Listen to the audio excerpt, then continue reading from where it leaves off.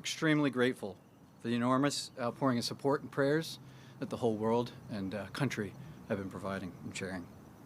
I'd like to thank Colonel Andrew Barr and all the medical and support staff here at Walter Reed for their tireless efforts, providing everything and anything the medical team, the President, and I could need.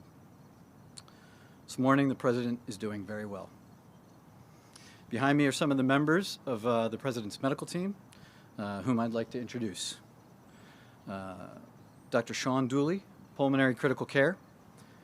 Dr. Brian Garibaldi, Pulmonary Critical Care. Dr. Robert Browning, Pulmonary Critical Care.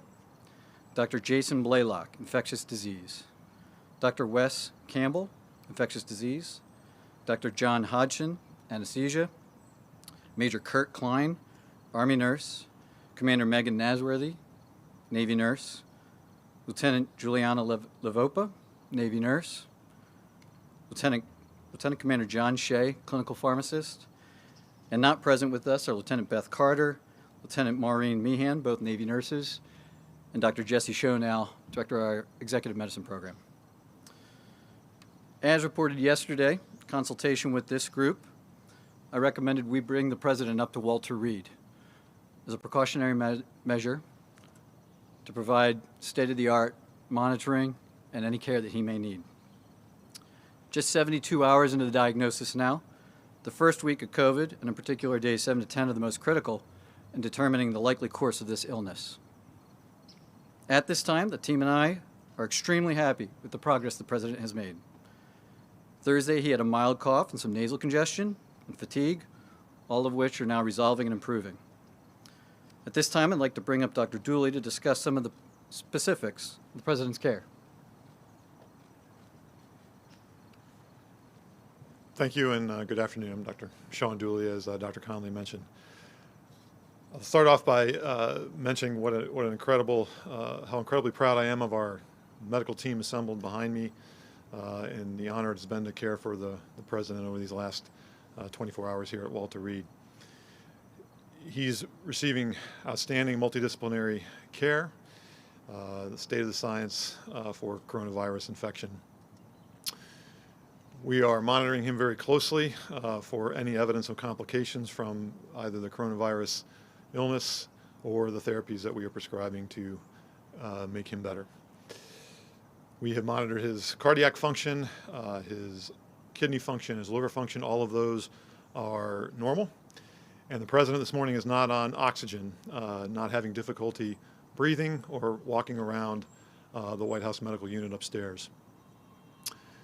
He's in exceptionally good spirits, and in fact, as we were completing our multidisciplinary rounds this morning, the quote he left us with was, "I feel like I could walk out of here today," and that was a very encouraging comment from the President. Moving forward, I'll go ahead and introduce Dr. Garibaldi, who will talk about some of our therapeutics and the plan of care for today. Thank you.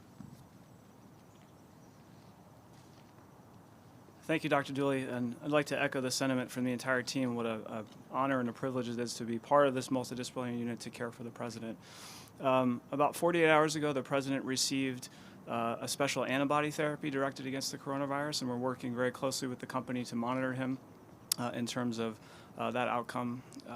Yesterday evening, he received his first dose of IV remdesivir, and our plan is to continue a 5-day treatment course for remdesivir.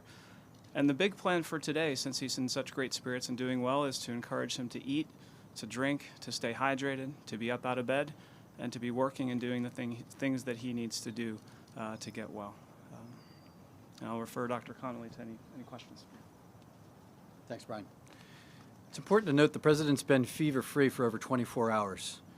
We remain cautiously optimistic, but he's doing great. With that, one other note. It should be clear that he's got plenty of work to get done from the Chief of Staff, and he's doing it. With that, if there's a couple questions about the President's health in the last couple days. Sir, could you tell us the President's oxygen saturation level, please? Yeah, so the last saturation that we had up walking around, he was about 96%. And he's receiving he has not received any supplemental oxygen? He's not on oxygen right now, that's right. He has not received any at all? He's not needed any this morning today at all. That's right. No, he's, Do you have an estimated date when he might be discharged? well, I don't want to put a hard date on that. He's doing so well, but with a known course of the illness, days 7 to 10, we get really concerned about the inflammatory phase, phase 2. Given that we provided some of these advanced therapies so early in the course, a little bit earlier than most of the patients we know and follow, it's hard to tell where he is on that course. And so every day we're evaluating, does he need to be here? What does he need? And where's he going? What do you see as the probability that he will need supplemental oxygen going forward? I don't want to put a percentage on that, but right now all indicators are that that he'll remain off of oxygen going forward. And in terms of like blood clots, pneumonia, bacterial infection, what do you see as the risk on that front? Well, we know that all of them are risks associated with this condition. He is receiving all of the standard of care and beyond per routine, international COVID protocols. So we're monitoring for all of that, but at the moment, there's no cause for concern. You said he's fever-free now. What was his fever when he had one, sir? I'd rather not give any specific numbers, but he did have a fever Thursday into Friday, and since Friday morning, he's had none. Okay. And what was the date? On top of the other antibodies. I'm sorry? Why remdesivir on top of the antibodies? So remdesivir works a little bit differently than the antibodies. We're maximizing all aspects of his care, attacking this virus, multi-pronged approach. As the president, I didn't want to hold anything back. If there was any possibility that it would add value to his care and expedite his return, I wanted to take it. And the team agreed, and that's why we proceeded. Doctor, what was the date of the president's last negative test? I'm not going to get into all the testing going back, but he and all the staff routinely are tested, and so. Doctor, what is the PPE protocol for President Trump receiving visitors and doctors? It's the same as any hospital has. We have an area that's clean, that you put your equipment on, and then beyond that, everybody is fully gowned up, masks, gloves. We're protecting ourselves and him. Have you done a screen? Has there been any sign of any lung damage whatsoever? We are following all of that. We do daily ultrasounds. We do daily lab work. The team is tracking all of that. Has there been any sign of damage, sir? I'm not going to go into specifics on what the findings of any of that are. If we just put you down on one thing, has he ever been on supplemental oxygen? Right now, he is not on oxygen. I know you keep saying That's right now, but should we read into the fact that he had been previously? Yesterday and today, he was not on oxygen. So he has not been on it during his COVID treatment? He's not on oxygen right now. Has hydroxychloroquine been considered as a viable treatment option for the president? We discussed it. He asked about it. He's not on it now. And in Doctor, terms of symptoms, has he also experienced difficulty breathing? No, he has not. Never did. He had a little cough. He had the fever. More than anything, he's felt run down. Who is handling contact tracing? Is that the White House or CDC? The White House Medical Unit, in conjunction with in collaboration with CDC and local state and health departments, are conducting all contact tracing per CDC guidelines. When was the positive diagnosis made? You said 72 hours. That would put that Wednesday. Yeah. So Thursday afternoon, following the news of a close contact, is when we repeated testing, and given kind of clinical indications that had a little bit more concern, and that's when late that night we got the PCR confirmation that he was. Is there any clarity on how he became infected? Not going to go into that. As far as his care, it's irrelevant. Or when he became infected?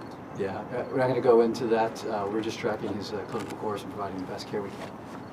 Will President Trump have to stay at Walter Reed to get the 5-day remdesivir treatment? We've discussed that right now.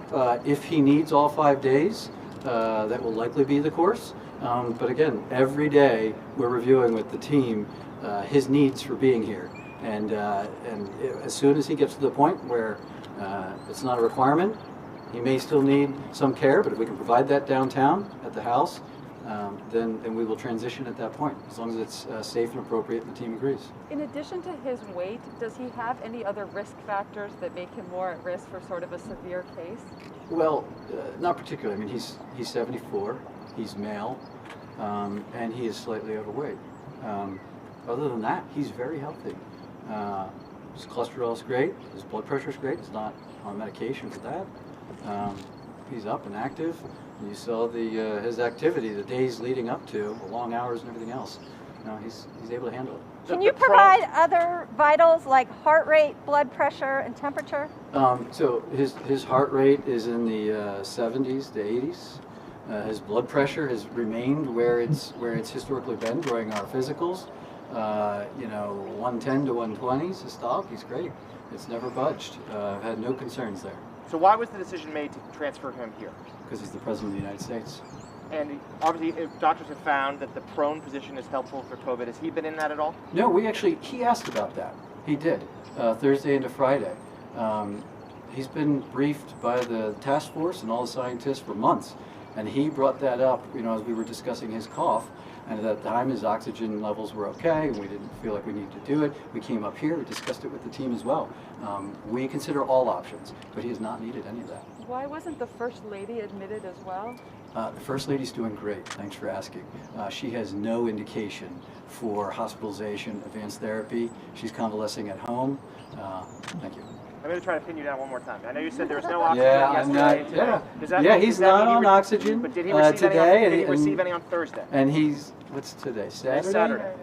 No, Thursday. Okay, so no Thursday, no Friday, no Saturday. That's fine. So that was why we were confused. Thursday, no oxygen, none at this moment. Yeah, and yesterday with the team, while we were all here, he was not on oxygen. So has the president actually been admitted as a patient to this hospital? The president is a patient at Walter Reed National Military Medical Center. Is he on any steroids? See? Press, thank you. Can you ask that Thank you very much. Last question. Thank you. Thank you, guys. Okay, thank you.